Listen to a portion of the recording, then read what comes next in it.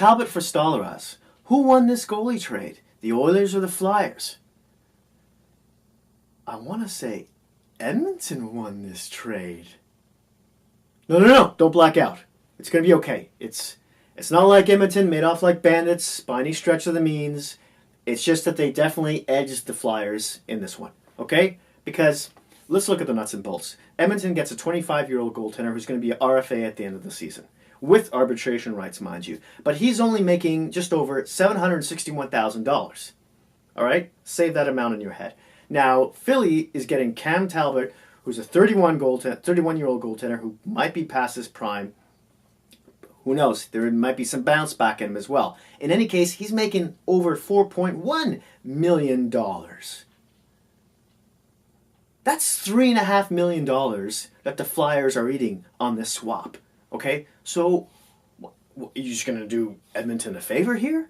I mean, that's important because right now, Andre Sekura, a defenseman, top 4 defenseman for the Edmonton Oilers, who's been on the LTIR for the longest time, is on a conditioning stint, and they can't bring him up because they're so close to the cap at the moment, and he makes $5.5 million. So this makes space for Sekura to get back into the lineup. Isn't that worth something? Well,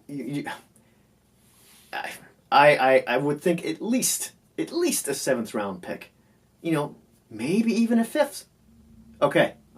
So let's settle on a 6th, right? Let's say it's a 6th round pick. And I know those are high picks, and the percentage of those ending up being NHLers is very low, etc. I realize that, but I mean, on those high picks are the ones you take risks on. You swing for the rafters because you never know. You might unearth a gem. Look at the Toronto Maple Leafs and Andreas Johnson.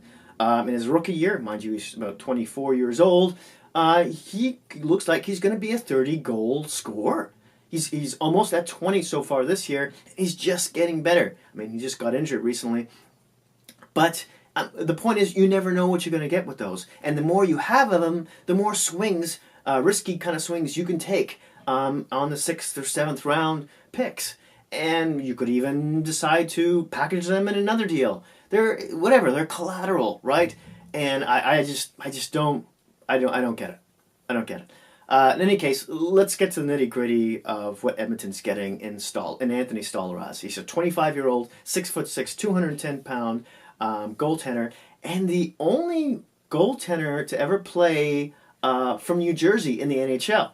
Yeah, Jersey fans can rejoice at that fact. Now, he was drafted in 2012 in the second round, 45th overall by the Flyers. 2016-17 season was his first in the NHL. He played only 7 games. He was 2-1-1 with a 2.07 goals against and a .928 save percentage. Pretty fancy. And then the 2017-18 season, he busted both his knees. So he only played like 4 games between the AHL and the ECHL. And then he was like a third-string goalie in the AHL at that point in time, really. But then that's when the goalie circus, the infirmary turnstile started going nuts for Philly, and they went through Nervert and Elliott and Leon. All those goaltenders got injured, and lo and behold, Stolarz got a chance. And so in 12 games this season, he went 4-3-3 with a 3.33 goals against average and a .902 save percentage. And remember, for most of those games, Philly was pretty bad.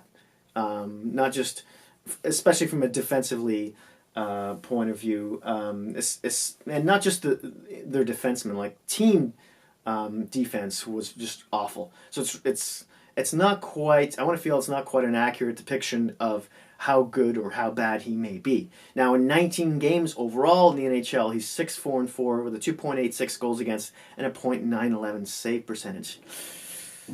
Could he be a first-string goaltender? Probably not, but he could at least be a good backup. Mind you, he's going to the Oilers right now, who have those same team defensive kind of issues. So, where coaches, goalies, any player really not named McDavid goes to die.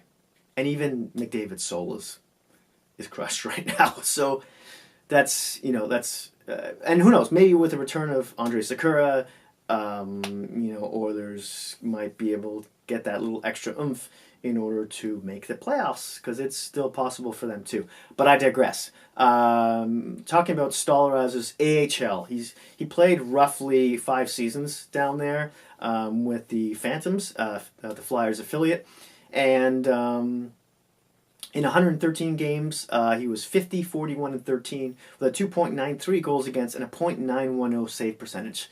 Not spectacular, but there's been goalies who've had those kind of numbers and come up to the NHL and done great, and vice versa. So it's we'll see. The point is, there's potential for this guy if Edmonton doesn't ruin him or overpay him.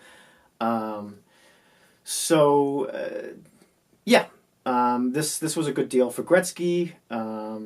We'll see what he does next. Now, I know as of the taping of this, they've already traded Spooner for Gagne. We'll see where that goes. Gagne's 29 years old. Doesn't really play center anymore. He's better on the wing. Blah, blah, blah, blah. Let's talk about Cam Talbot's stats. He's 31 years old. He's 6'4", 196 pounds. Also, he's from Ontario.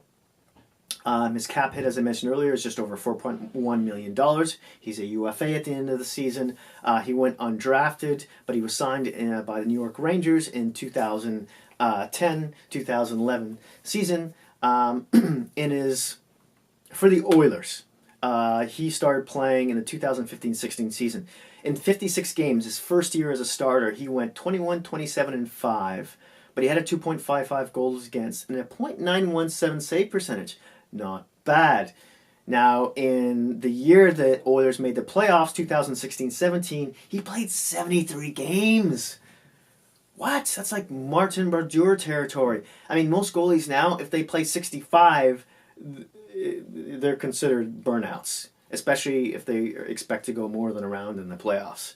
Nowadays, coaches are kind of trying to limit, a goaltender starts to around 60 unless your name is Marc-Andre Fleury. In any case, I digress. In the 2016-17 season, in 73 games, he was 42, 22, and 8. With a 2.39 goals against and a .919 save percentage. Not bad, huh? Now, in the playoffs, in 13 games, remember that one when they got ousted in Gabe Simmons by the Ducks? Ryan Kessler had his leg purposely in between Talbot's pads and the goal. It was that goal really frustrated me. Not like I already didn't like Kessler, but I really disliked him after that goal. In any case, in 13 games in the playoffs, he went 7-6 with a 2.48 goals against average and a .924 save percentage. Now, where is that goalie now? Because in the next year, in the 2017-18 season, last season, in 67 games, still a lot for this modern day goalie playing. He was 31, 31, and 3 with a 3.02 goals against average and a .908 save percentage. Yeah, it's all right. This season in 31 games, he went 10, 15, and 3 with a 3.36 goals against and a .893 save percentage. Now, I know that's not too good, but he could be a starter for the San Jose Sharks. Think about that. Let that nugget just roll around in your brain for a second. Because, you know how Dell and, and Jones are doing so far. They're like a few sneezes away from 900. It's just, so you see. So who wins this one? Talbot's could be good for Hart until you put him into the net.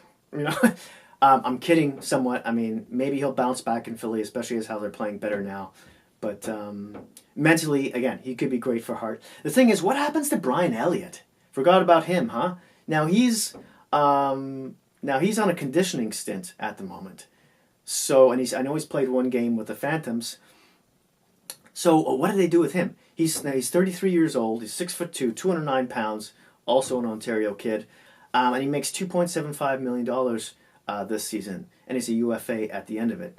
So you would think Philly would trade this guy for something, even if it's for a draft pick or two, to a team that might need some goalie depth for the playoffs. If they can even get that, we'll see. Maybe if Columbus trades Bobrovsky, for instance, they might want to, go in after Elliott for a season if they, if they're still in the playoff run. In any case, Brian Elliott last season, just to give you some context, in 43 games, his first season out of Calgary, where he only played one season, he was 23-11-7 with a 2.66 goals against and a .909 save percentage. Yeah, backup numbers. And in this season, in 14 games, he was 6-7-0 with a 2.59 goals against and a .911 save percentage. Not bad, but still backup numbers. Now, he played a lot better in the last 5 games that he played before he got injured. Now, his last game, I want to say, was like November 15th. And even in his last 10 games, he played really well. But he went, in his last 5, he went 3-2. He had about a .926 save percentage. That's not accurate per se, but it's around there. And the last 5 teams he played, mind you, were the Arizona Coyotes, the LA Kings, the Chicago Blackhawks, the New Jersey Devils, and the Florida Panthers. He lost to New Jersey and Florida. Mind you, he still had good numbers. But all those teams, including Chicago and even LA, at the time, in the middle of November, were playing pretty poorly. We're on huge, losing streaks, and I'm not sure Arizona was kind of up and down at the time. But in any case, what do you do with him now? I mean, Philly's got, more cap space at the moment, so they're not under a squeeze by, any sense. So maybe, maybe that's not why they blinked at this, but I think is this Fletcher's first move? Now, I know it's not Fletcher's first move, but he got a little hosed on this one. Just a little bit.